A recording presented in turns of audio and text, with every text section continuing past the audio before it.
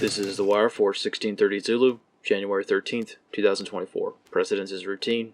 Information cutoff is 1530. Bottom line up front. U.S. Navy sailors missing at sea in the Gulf of Aden. Beginning with international events, in the Red Sea Horn of Africa region, United States Central Command has confirmed that the U.S. Navy is currently conducting search and rescue operations as 2 sailors have been reported missing.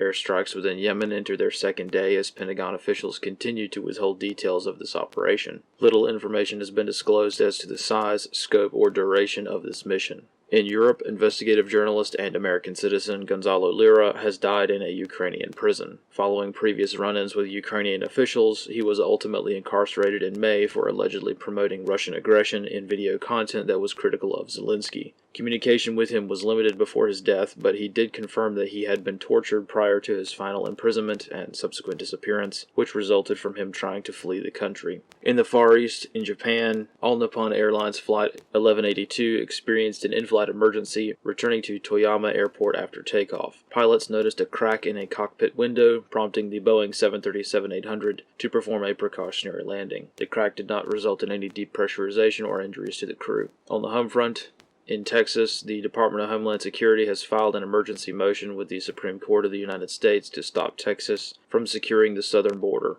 At the moment, it is unclear as to if the Supreme Court will take the case. Analyst comments for this wire. As a reminder, there has been no statement explaining the combat operations within Yemen in any detail. As Congress has not approved this operation, the details of the operation itself are not public. We do not know if this is a limited action, a temporary campaign, or the beginning of a war. Pentagon spokesman John Kirby stated that, quote, "We are not interested in a war with Yemen. We are not interested in a conflict of any kind here," end quote. However, dropping bombs on a country is usually the defining characteristic of a conflict. Additionally, U.S. officials have urged commercial shipping to avoid the area. This is generally counterproductive for a military operation intended to increase freedom of navigation. Consequently, more shipping companies have announced the cessation of operations through the Red Sea and Gulf of Aden. As conflicting information abounds surrounding the war in Yemen, questions begin to emerge regarding potential U.S. casualties. Yemen claims to have destroyed several ships and aircraft, whereas the U.S. claims to have sustained no damage at all. Considering the intensity of Yemeni counterattacks, the truth is likely somewhere in between these extremes. Though quite impressive, U.S. Navy shipborne defenses are not infallible, falling prey to swarm attacks or intense concentrations of fire.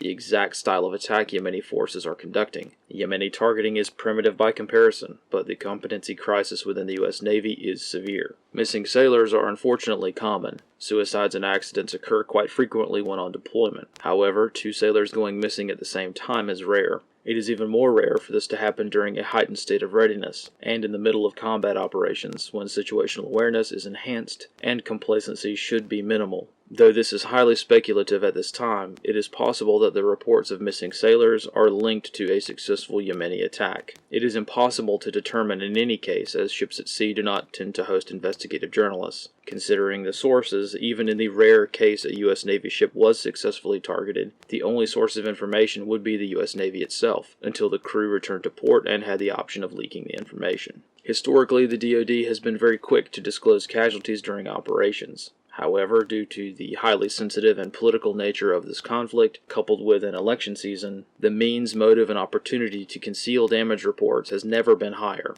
In short, if the Department of Defense had the desire to conceal combat actions, or more specifically, combat casualties, declaring sailors missing is exactly how it would happen. This concludes The Wire for 1630 Zulu, January 13, 2024.